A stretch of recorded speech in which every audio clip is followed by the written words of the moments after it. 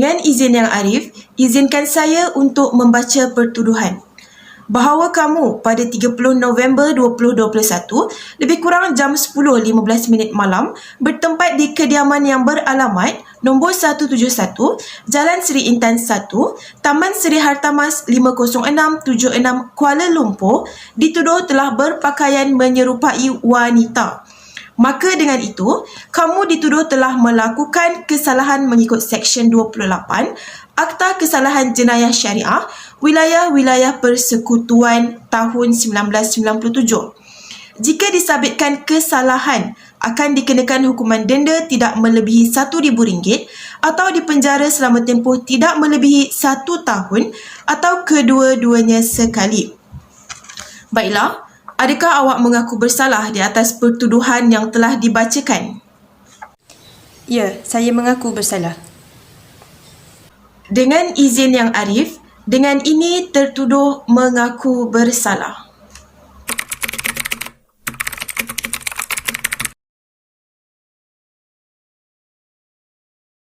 Mohon izin Yang Arif untuk saya membacakan fakta kes. Tertuduh Syafi'i bin Wahab pada 30 November 2021 telah mengadakan majlis bacaan Yasin dan solat hajat di kediaman rasminya beralamat nombor 171 Jalan Seri Intan 1, Taman Seri Hartamas 50676 Kuala Lumpur bersempena meraihkan majlis ulang tahunnya. Bertepatan jam 8 malam, pihak Majlis Agama Islam Wilayah Persekutuan mendapat aduan dari jiran tertuduh iaitu Safina binti Wahab. Nombor kad pengenalan 890223057668 yang beralamat nombor 169 Jalan Seri Intan 1, Taman Seri Hartamas 50676 Kuala Lumpur melaporkan bahawa tertuduh berpakaian wanita di saat majlis tersebut dijalankan dan menimbulkan keresahan kepada tetamu dan jiran tetangga, serta tertuduh dianggap mempersendakan agama dan menyebabkan agama Islam dipandang hina. Tepat jam 10.15 malam, Majlis Agama Islam Wilayah Persekutuan melakukan rondaan dan menyerbu kediaman tertuduh bagi mendapatkan bukti laporan. Tertuduh didapati berpakaian wanita lengkap dan semasa siasatan dilakukan, tertuduh gagal membuktikan bahawa tertuduh seorang wanita. Atas sebab kad pengenalan tertuduh jelas membuktikan tertuduh merupakan seorang lelaki. Tertuduh disabitkan kesalahan mengikut Seksyen 28 Akta Kesalahan Jenayah Syariah Wilayah-Wilayah Persekutuan 1997 yang memperuntukkan hukuman denda tidak melebihi RM1,000 atau dipenjara selama tempoh tidak melebihi 1 tahun atau kedua-duanya jika disabitkan kesalahan. Sekian, terima kasih.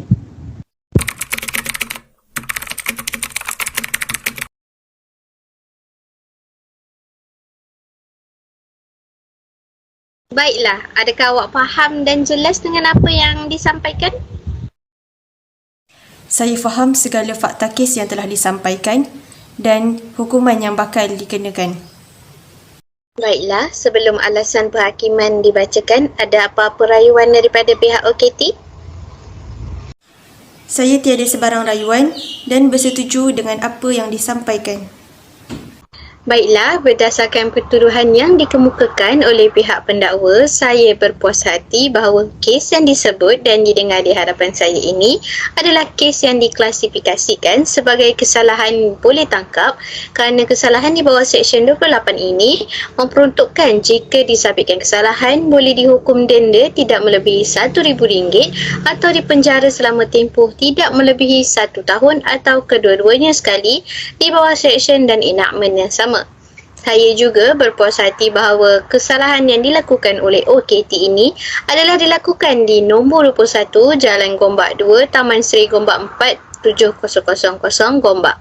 Oleh itu, saya berpuas hati dan berpendapat bahawa kes yang dibawa ke hadapan saya ini adalah kes di bawah bidang kuasa Mahkamah Rendah Syariah Wilayah Persekutuan dan mahkamah ini adalah berbidang kuasa untuk mendengarnya. Mahkamah melihat kepada elemen pertama kesalahan yang perlu dijelaskan, iaitu adakah jantina sebenar OKT adalah lelaki. Bagi menjawab kepada elemen ini, di dalam fakta pertuduhan dikatakan bahawa OKT adalah memiliki jantina sebagai seorang lelaki berdasarkan kepada catatan yang dinyatakan di dalam kad pengenalan OKT yang dikemukakan kepada mahkamah yang tertulis dengan jelas bahawa pemiliknya adalah lelaki. Mahkamah juga mendapati sepanjang prosiding kes ini berjalan, tidak ditimbulkan sebarang bantahan atau keraguan berhubung status OKT yang mana jantina tertuduh bukan lelaki. Dan OKT telah membuat pengakuan mengenai fakta ini. Sekiranya ada apa-apa bantahan dari OKT berhubung dengan status jantinanya, satu testimoni perubatan yang disahkan oleh pakar perubatan perlu dikemukakan ke mahkamah. Oleh itu, di atas pengakuan OKT, saya berpuas hati bahawa OKT adalah memiliki jantina sebagai seorang lelaki dan sekaligus menjawab wujudnya elemen pertama bagi kesalahan ini. Seterusnya, elemen kedua kesalahan dalam pertuduhan ini mengikut pendapat saya ialah apakah wujud keadaan OKT dalam keadaan berpakaian perempuan dan berlagak seperti perempuan ketika tangkapan. Dalam pertuduhan, OKT pada tarikh 30 November 2021 lebih kurang jam 10.15 malam bertempat di nombor 21 Jalan Gombak 2, Taman Seri Gombak, didapati berpakaian menyerupai wanita, dan di dalam fakta ringkas yang dikemukakan di dalam mahkamah ini oleh pendakwa syar'i menyebut bahawa OKT telah mengaku melakukan perbuatan sebagaimana pertuduhan tersebut semasa tangkapan dibuat ke atas OKT. Fakta ini diakui oleh OKT di dalam mahkamah ini pada hari ini dan pengakuan OKT itu tidak meragukan mahkamah. Seterusnya, elemen ketiga kesalahan dalam pertuduhan ini mengikut pendapat saya ialah adakah wujud hal keadaan bahawa OKT yang sedang memakai pakaian perempuan dan berlagak seperti perempuan di tempat awam itu untuk tujuan yang tidak bermoral.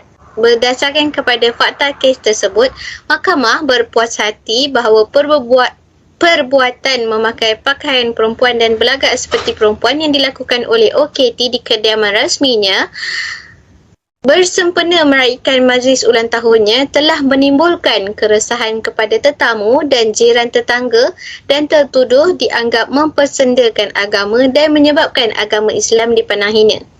Saya berpuas hati bahawa perbuatan OKT memakai pakaian seperti perempuan dan berlagak seperti perempuan yang dilakukan adalah wujudnya elemen ketiga bagi kesalahan dalam kes ini. Mahkamah juga melihat bahawa OKT adalah orang Melayu yang beragama Islam dan beralamat di Gombak. OKT dengan secara sedar telah berada di sekitar kediamannya dan memakai pakaian-pakaian perempuan serta berlagak seperti perempuan. Mahkamah berpendapat bahawa kesempurnaan elemen keempat ini berlaku apabila seseorang itu sengaja melakukan perbuatan lelaki berlagak seperti perempuan sedangkan dia mengetahui bahawa apa yang dilakukan olehnya itu adalah perkara yang diharamkan dalam agama Islam. Maka dengan ini, mahkamah menjatuhkan hukuman terhadap tertuduh Syafi'i bin Wahab dengan hukuman penjara 1 tahun di bawah Seksyen 28 Akta Kesalahan Jenayah Syariah Wilayah-Wilayah Persekutuan. Mahkamah bersurai.